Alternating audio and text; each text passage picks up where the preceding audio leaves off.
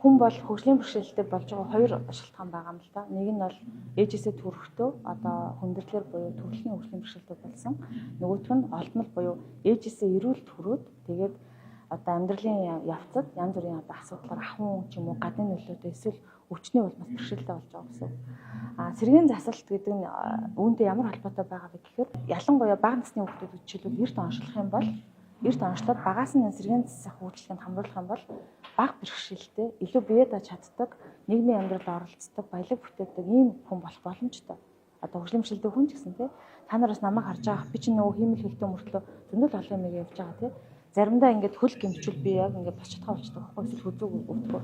Яг тэрэн шиг ийм одоо ойлголт бидэрт хэрэгтэй байгаа.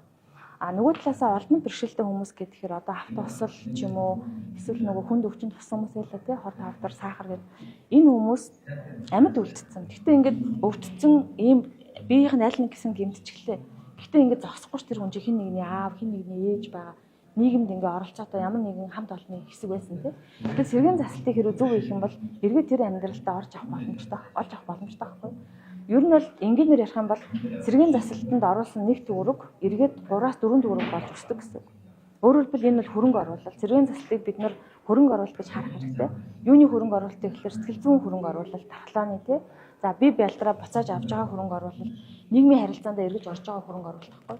Тэр энэ утгаар нь бид нар харах хэрэгтэй. Тэгэхээр хөгжлийн бэрхшээлтэй хүнд зориулсан гэж бас одоо бас ярих нь бол явцуу ахмад наснуудад бас сэргийн засал хэрэгтэй. Хэрэг бид нар одооноос ингээл нэг өвдөгний үеэр өвдөл хөшөөлтэй одооноос ер нь жоохон илүү түвшинтэй асуудалтай байгаа бол өөрийнхөө 70-80 хүрэхтэй сэргийн засалтанд хэдэн төгрөг төлөх хүн бодож явах хэрэгтэй.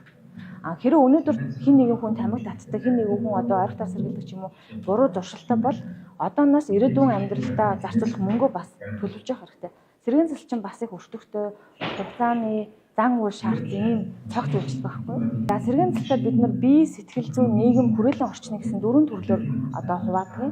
За биеийн эрүүл мэнд дээр бол эмч зөвлөгчнөөс сэргийн засалж чинь тийм эмчлээд ингээд идэж чинь. Тэгвэл нийгмийн сэргийн засалт дээр нийгмийн ажилтнууд дээрээс нь сэтгэл зүйч нар сэргийн засалтыг хийж байгаа.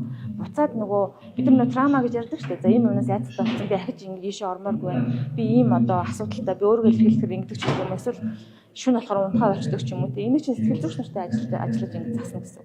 За тэгвэл нөгөө орчинтойгоо ажиллах буюу одоо нийгмийн харилцаанд орохын тулд нөгөө хүнд чинь гар хөлөө хөдөлгөх те эсвэл одоо уцаар ярих янз бүрийн үйл ажиллагаанд нь хөдөлгөөн засалч нар, хэл засалч нар те энэ төр бас сэргийн засалт нь оролцсон гэсэн үг. За дээрэс нь хоол зүйч нар бас оролцоотой, нийгмийн ажилтнууд бас оролцоотой. Тэгэхээр жишээлбэл одоо юу гэдгийг хавдар судлалын төв дээр бид нар бүхний хавраас болоод бүхнийхөө нэг талыг одоо авахулсан эмэгтэйчүүд дээр эргээд өөрийгөө ээжийнхээ үнийг биелүүл эргээд өөрийгөө эмэгтэй хүн болгож бүртэн харахт нь тийм даван туулагч шүү дээ гэдгээ бүрэн харахт нь бид нар туслахын тулд нийгмийн ажилтнаа сэтгэл зүйч нар ажиллаж байгаа байхгүй. Тэгэхээр энэ дээр бол 10 гаруй мэргэжлүүд нээлсэн ийм салбар юм байна. Гэтэл энэ дээр гол асуудал нь юу вэ гэхээр эрүүл мэндийн даатгалаас авж байгаа тэр зардал дотор эрүүл мэндийн даатгалын үйлчлэгийн дотор энэ сэргийн засалтын үйлчлэгээ маш бага бараг тусгадаагүйтэй адилхан байгаа байхгүй юу? Энэ нөгөө өвчнөөсөө хамаарат янз бүр байгаа. Тэгэхээр энийг бид нар бас ярих хэрэгтэй болоод байгаа.